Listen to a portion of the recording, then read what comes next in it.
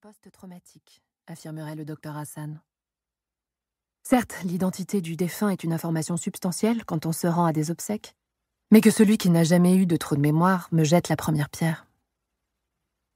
Gabriel, le jour de l'enterrement, n'avait plus d'âge. Son regard était fixe, sec. Je n'y ai lu aucune émotion. Sa seule réaction a été un léger frisson au choc sourd de la première pelletée de terre sur le bois de pin. Il avait froid, malgré le soleil d'août qui tapait sur le crâne dégarni et luisant de notre père. Mon père, d'ailleurs, pleurait quasiment sans discontinuer depuis 3 jours. Je l'observais en silence. Ses larges épaules voûtées par le chagrin tressautaient de sanglots mal contenus qui donnaient à son corps massif l'allure d'une poupée de chiffon. Ma mère? Étrangement, je n'ai aucun souvenir d'elle ce jour-là. J'avais 12 ans et demi. J'ai dû perdre quelqu'un de très important parce qu'après l'enterrement, je n'ai plus jamais été la même. Rien de plus efficace qu'une tragédie pour vous catapulter sans préavis dans les névroses de l'âge adulte.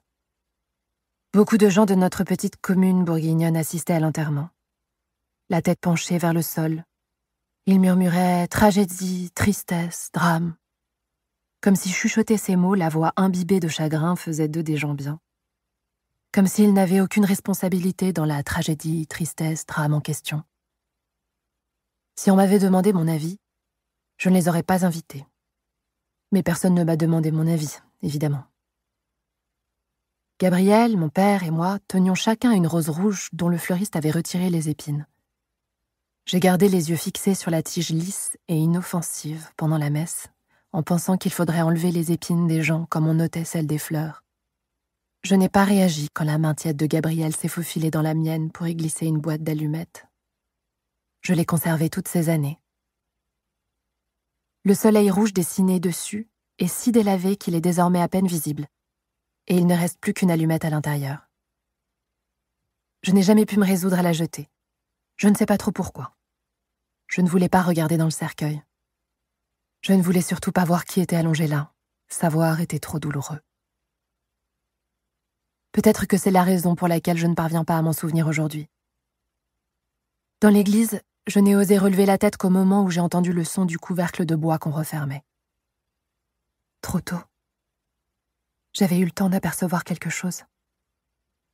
Un morceau de tissu atrocement familier. Du bleu azur imprimé de pâquerettes. Le foulard de maman? Que faisait-il dans ce cercueil? Non.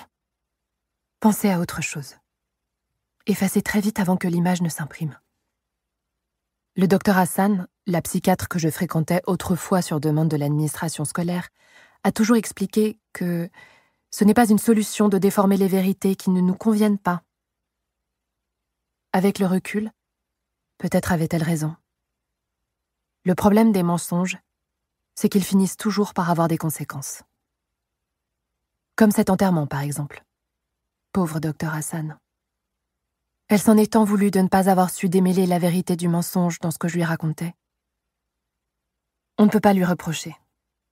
Moi-même, j'ai toujours trouvé extrêmement difficile de faire la différence entre ce qui se passait dans ma tête et ce qui arrivait dans la réalité.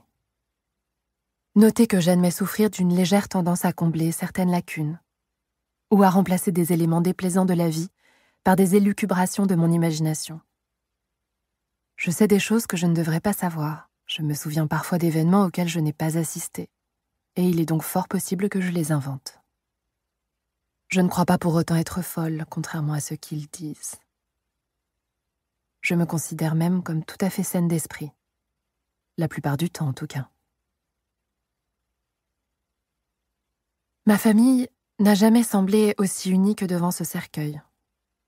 Nous étions blottis ensemble, dans l'hypocrisie et la douleur, comme dans la chaleur d'un feu de cheminée. Je me rappelle m'être demandé si quelqu'un allait faire remarquer à quel point l'étalage de ce chagrin et de ces roses sanglantes était déplacé. Mais non.